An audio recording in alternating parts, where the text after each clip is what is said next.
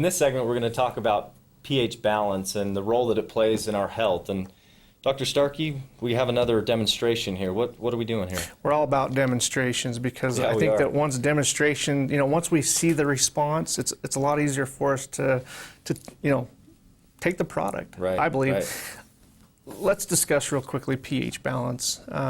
Again, we've touched on this several times, but I think it's so important that we understand that our diets are a huge reason for this fluctuation in our body's pH. Right. Because again, when we're cooking it, nuking it, eating it out of a can or through a pickup window, these foods are very acid. And what does that actually mean? I mean pH. pH stands for potential hydrogen. Okay. So in this case, if we eat those types of foods, high sugar, they're basically dead food, cause our bodies to be acidic. Right. Now, I'm kind of a sweet tooth, so this is perfect for me.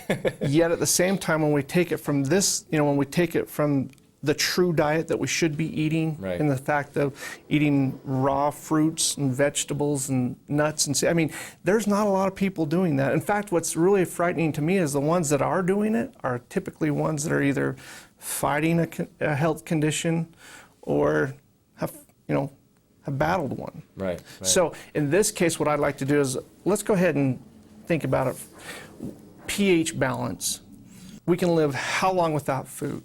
2 to 3 weeks?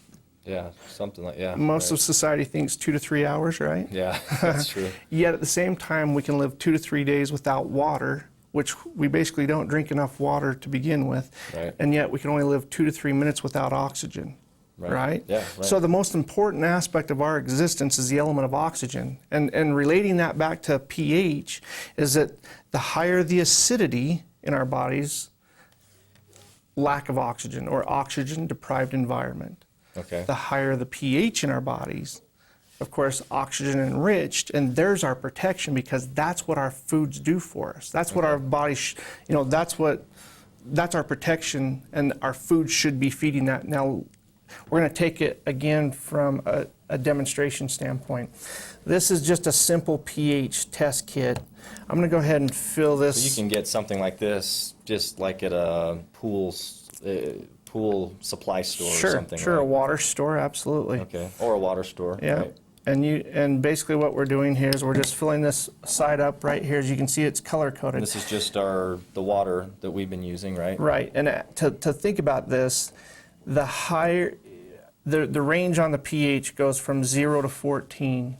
The lower the number, the higher the acidity. The higher the number, the higher the alkalinity. Now, Okay, so we want a higher number. Higher number, What's but like an ideal pH, for example? again, this is a topic that we really have to focus on because we don't want to over-alkalize our bodies because that could be just as deadly as becoming too acidic. So even if our blood, and ultimately it's our blood pH that we really need to focus on here because our blood has to remain perfectly balanced. Yeah. And of course, the way our bodies do that is called osmosis or homeostasis, or the blood has that perfect balance. Now, here's what happens: is that as we eat or drink certain foods, our bodies have to rob basically, because if it's not in our diet to begin with, our body's robbing its storage base in order to maintain that blood balance. So in other words, it robs from tissues, organ, and eventually the bone. Okay. And that's like where calcium in the bones or something like that, well, right? in this case, to maintain that proper blood pH, our body has to utilize, if it's not in our diet, it has to utilize it from our, our makeup. Yeah. And that's where and to me, that's a deadly combination. Right now, we don't drink enough water. Our foods are basically dead and very acidic. Right. And at the same time, when we get to that mineral deficiencies that we've been discussing, that is a major culprit, or in this case, a major piece of that health puzzle that is not there to protect us. Okay. Right. So I'm going to go ahead and, if you would for me, Scott, I'm going to go ahead and put what's called phenol red, which is the acid that tests for pH balance. Okay. I'm going to put 5 drops here in this water, and what this will do is this will give us a base solution.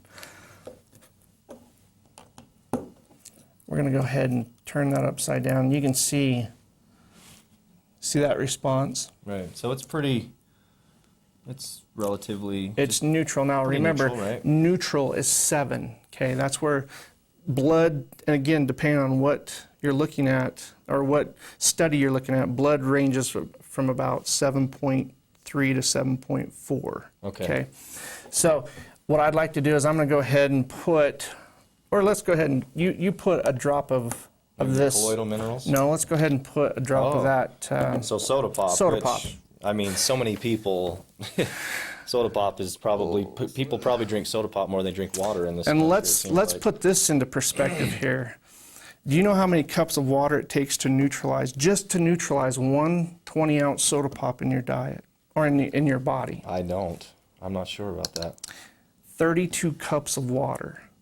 Wow. 32. Now, think about that. Most of your pop drinkers don't drink 32 cups of water in a month. Yeah. But they drink They're 5 or drinking- 6 they're of that. drinking this, that's 5 or 6 why. of those a day, right. Right. So at the same time, that's where this is probably the most acidic solution that we willingly pour into our systems willingly. Right. And of course, the aftermath we don't directly associate with our health in being what we're drinking. Yeah. Okay. Okay. So put a drop of this. Put one drop This into keeps this. fizzing up.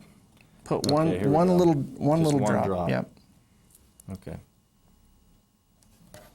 I'm going to go ahead and shake that up. Did you see Oh, what wow. happened? So it's completely yellow, which Completely is acidic. So if you back look over at it in here, the acid area. completely acidic. So Right. in this case, doesn't Yeah, well, surprise. it's, obviously it's Yeah, it doesn't completely surprise us. acidic. So what I'd like to do then is I'd like to go ahead and test the minerals that we've discussed, right? Okay. I want to go ahead and, if you would for me, Scott, take this colloidal mineral Okay. and put one drop into that acidic solution. The same. Yep. The same solution. Just put it Just one one. drop. Mhm. Okay.